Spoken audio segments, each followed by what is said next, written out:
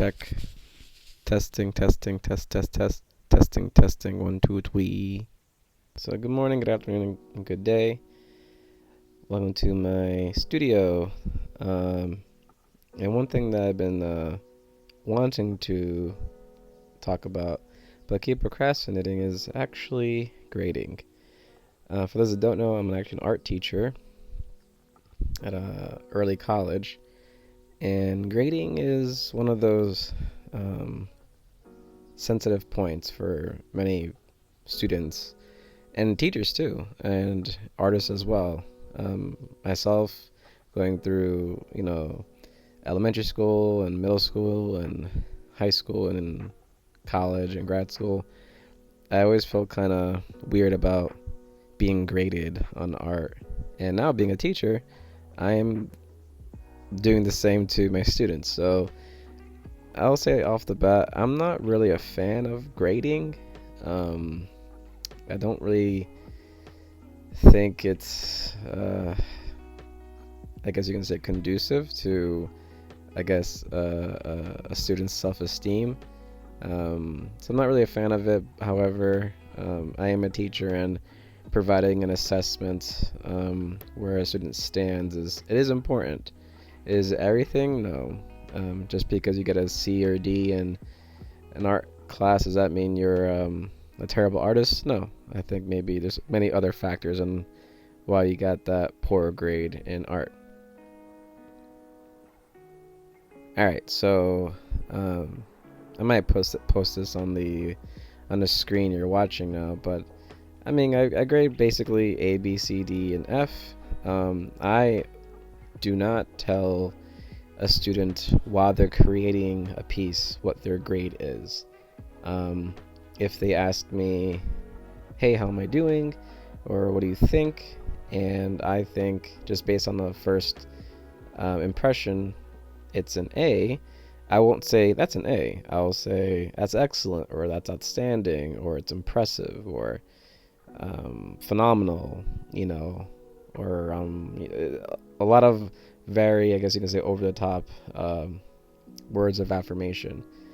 However, if it's a B, I might say very good, or you're making lots of improvements, or that's a very strong piece. If it's a C, I would say good, or that's average. And when I say that's average, students know that, yeah, this is not the best piece, I could do better.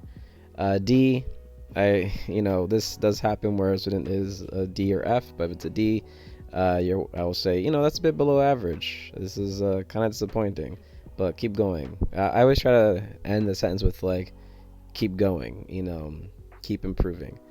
Of course, if it's an F, I would say this is unacceptable. And again, but I was also follow up with, keep going, or I'll give you extra time. So that's how I don't really say, again, at the end of a project, I'll determine their grade, but while they're creating it, I don't really tell them their grade. But you might wonder, but how do I determine once their piece is finished, how do I determine a grade? And this is some trial. This took me some trial and error, and I borrowed and took from other teachers and from other art teachers, and I figured out a rubric for grading art. Pretty much, it's a 4 category rubric. The first category is preparing, planning, and execution. The second category is creativity or originality. The third category is effort and perseverance. And the fourth category is craftsmanship. In every category, I have a tier system, like between 100 to 90, 89 to 80, 79 to 70, 69 to 64, and again 63 to, for some school districts, is a 0. For the school district is a 53, I believe.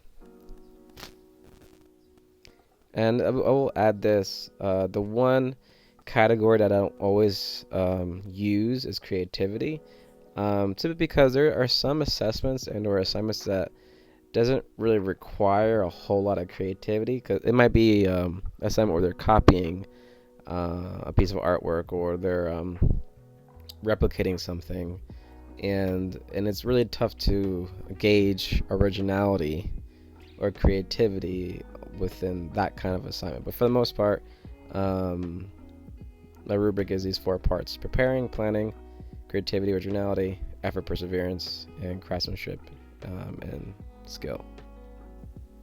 All right, so if I look at a piece, sometimes I'll even have a student sit down with me. If they happen to disagree with my grading, I'll have them sit down with me, and I say, okay, what would you give yourself for preparing and planning?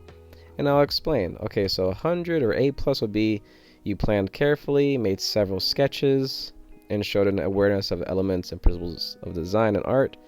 You chose color scheme carefully, use space effectively. Or is it a B, which would be like the artwork shows that the student applied principles of design and while using one or more elements effectively, showed an awareness of filling the space adequately, etc. Or a C, the student did the assignment adequately. It showed a lack of planning and little evidence that overall composition was planned. So that'd be an example, and of course there's the definition for D, and of course F would be the student did the minimum, or the artwork was never completed in a lot of time. Hope that makes a lot of sense. And one thing I wanted to mention, or last thing I wanted to mention, was a lot of my students assume that grading is only based on effort. Is effort important? Of course, 100%. Is perseverance important? Of course. Perseverance is very, really important in the art process. However, it's not everything. Craftsmanship really matters. Preparing and planning really matters. Creativity and originality really matters. But the main portion that a lot of my students challenge me on is the effort grade. And how I break down the effort, A through F. A would be the project was continued until it was as complete as the student could make it, gave effort far beyond that required, took pride in going well beyond the requirement. That would be an A for effort and perseverance. A B would be the student worked hard and completed the project, but with a little more effort, it might have been outstanding. Or a C, the student finished the project, but could have been improved with more effort, adequate interpretation of the assignment, yet lacks finishing touches, chose an easy project, and did it indifferently. Or a D would be the project was completed with minimum effort. Or F, the student did not finish the work adequately. It's really rare that I would give a student an F. You literally have to do absolutely nothing to earn an F. Some students do provide work that is, a D or maybe a C. But again, this is not really a process I really enjoy. I feel I do get a heavy heart, giving students like a C or a D in an assignment. I'm not a fan of grading. However, it is a part of my job, and I tried to create a rubric that was as objective as possible, as objective as it can be. Of course, there is some bias. I am a human being. People have put in their own 2 cents and or opinions on certain pieces, but I try my best to remove myself from the grading process and just really stick to the rubric I created. And for the most part, even students that disagree with my grade, after they go through the rubric and grade themselves, a lot of the times they give themselves exactly the same grade I gave them. Definitely within the same letter grade. So for example, if I gave a student like a B minus, they'll pretty much give themselves also a B or B minus. It's really rare that a student would ever, I gave a student a C and they gave themselves 100% if they actually were grading themselves, honestly. And that's pretty much it. I don't want to make this video longer than it has to be, but pretty much my rubric is preparing, planning, creativity, originality, effort and perseverance, and craftsmanship, and skill. You can borrow and use the same rubric that I use, or maybe you can tell me what rubric you use. So hopefully this is really for maybe parents that are wondering how I grade, or even other teachers that don't really know how to start grading art assignments. Hopefully it was helpful, and let me know in the comments what you guys think of how I grade. Maybe it's unfair. It works for me. Maybe I can make improvements. If you think I need to make improvements on how to change my rubric in some way, please let me know. Anyway, with that said, have a wonderful day. Take care.